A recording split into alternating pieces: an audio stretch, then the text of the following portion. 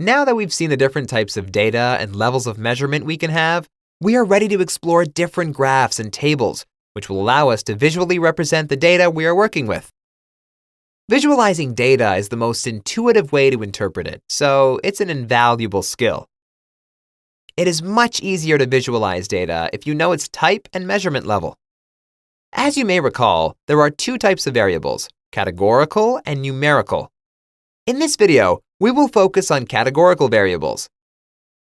Some of the most common ways to visualize them are frequency distribution tables, bar charts, pie charts, and Pareto diagrams. First, let's see what a frequency distribution table looks like. It has two columns, the category itself and the corresponding frequency. Imagine you own a car shop and you sell only German cars. The table below shows the categories of cars: Audi, BMW, and Mercedes, and their frequency, or in plain English, the number of units sold. By organizing your data in this way, you can compare the different brands and see that Audi has been sold the most.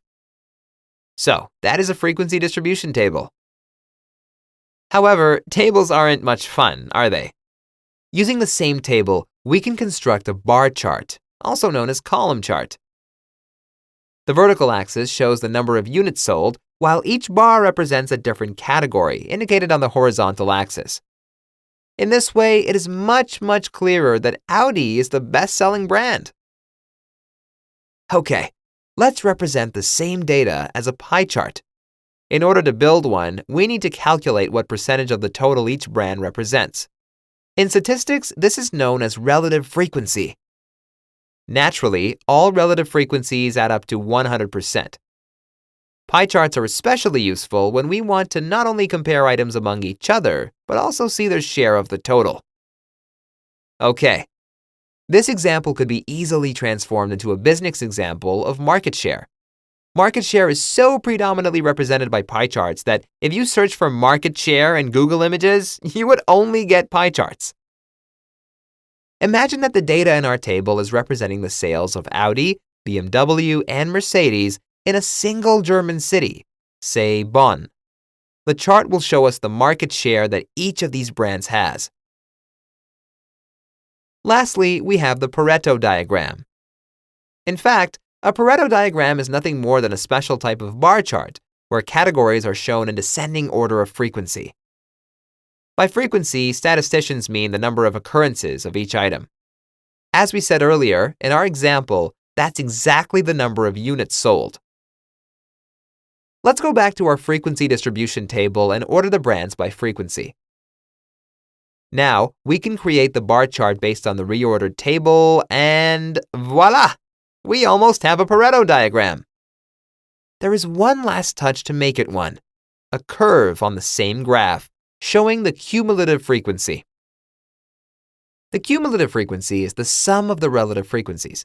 It starts as the frequency of the first brand, and then we add the second, the third, and so on, until it finishes at 100%.